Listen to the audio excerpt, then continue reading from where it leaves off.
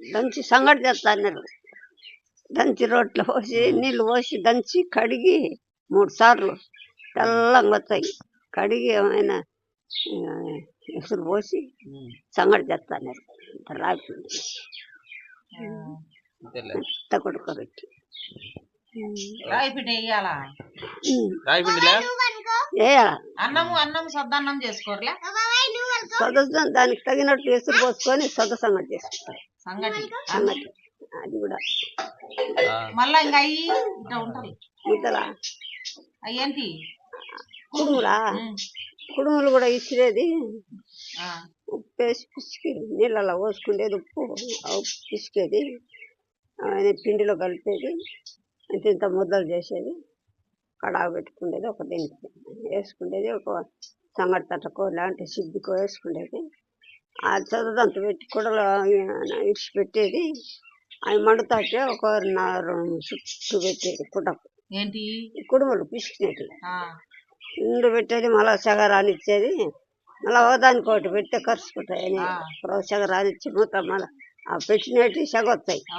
మళ్ళీ పెడితే చుట్టూ పెట్టి మళ్ళీ నడుము పెడితే మళ్ళీ ఎంత వండుకు కుండలో పడతాయో అంత మటుకు ఒకదాని మీద ఒకటి అంటుకోకుండా కొన్ని రౌండ్గా చేస్తారు. రౌండ్గా కొన్ని ముద్దలు ముద్దలు చేస్తారు.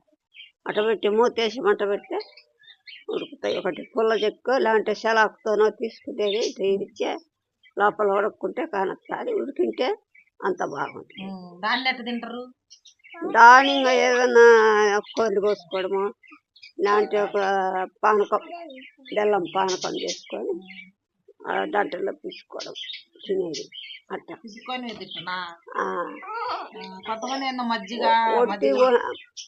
మజ్జిగ పెరుగు వేసుకొని కొంతమంది తింటారు. పెరుగు వేసుకొని తింటారు. కోళ్ళను తప్పకుండా కోసుకుంటారు. సాత్యాలకు కూడా సాత్యాలంటే దానికి రావాలి వాళ్ళకి పట్టుకోవడానికి నడుము చక్కటి. దానికి ఇట మన జల్లెడ మాదిరిలే లోపల రంధ్రాలు ఇంత ముద్దలు పిసికేది. దానికి పెట్టి ఇది పెట్టుకుంటే మొత్తం మీద కాలకట్టలు పెట్టుకునేది. ఒత్తితే అంతా పడతాయి. ఇంకా సిద్ధి పెట్టుకొని కారాలు ఇంకా ఇది తీసి ఇది ముందు పిండి ఉడుకుతుంది.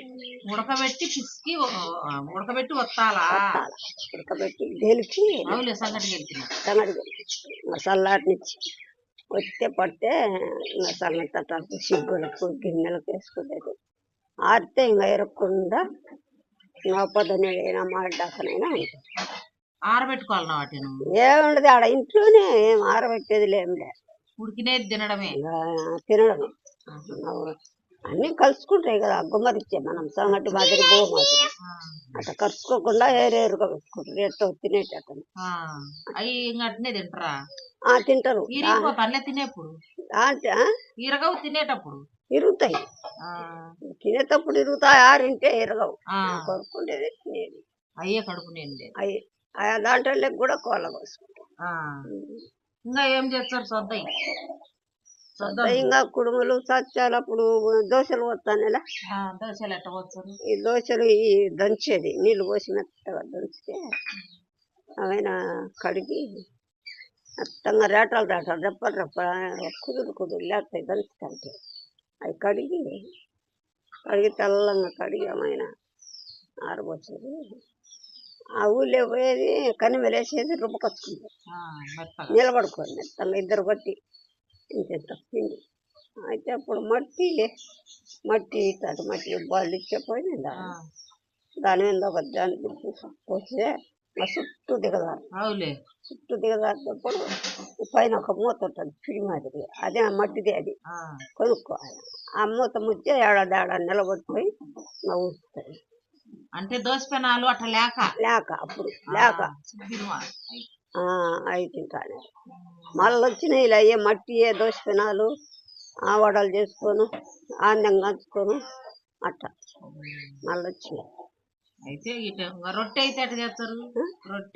రొట్టె అయితే ఇంకా పిసికి మెత్తంగా పడకుంటే దంచేది. మెత్తగా పిసికి రొట్టెలు ఎంత ముద్దలు చేసి గుడ్డ వేసేది. ఇప్పుడంటే ఈ రుబ్బుకునే రొట్టెలు రుబ్బుకునేది. అప్పుడు గిన్నెల మీద పెద్ద పెద్ద గిన్నెలు, కంచు గిన్నెలు ఉంటాయి. ఆ కంచు గిన్నెల మీద గుడ్డ పరిచేది, తట్టితే చుట్టూ వెళ్ళిపోతుంది. ఇంకా గుడ్డ పట్టుకొని గుడ్డ దాని మీద తెచ్చే మట్టి కుంకునేది. అది ఒక కాల్చేగిన సలాకు పెట్టి లేస్తుంది, మళ్ళీ తిరిగేసేది. ఇంకా మళ్ళీ ఆవల కాలింటే మళ్ళీ తిరిగేసేది అట్లా. అట్లా కాల్చితే ఎన్ని రోజులు ఉంటాయి? ఎన్ని రోజులైనా ఉంటాయి, వారం దాకా ఉంటాయి. చెట్టు మేకలకు పోయే వాళ్ళు ఎత్తుకొని పోతారు. మేకలకు పోయే వాళ్ళ కురువులైనా ఎత్తుకొని పోతారు. మధ్యాహ్నం తిని నీళ్ళు తాగుతారు. పొద్దునీటి సంగతి ఇంటికి ఇస్తారు ఆడవాళ్ళు. ఇచ్చే తినేది దాంట్లో పచ్చి కారం ఉంటుంది, కారం. దాంట్లో కారం వేయించో అట్లా వేయించి నెత్తి కొట్టేసి వేయించి చింతకాయ వేసి దంచితే దాంట్లో కలుపుకొని చేతులు పెట్టుకొని అది కూడా వాళ్ళు తిరుగుతా తింటా ఉంటారు. అట్లా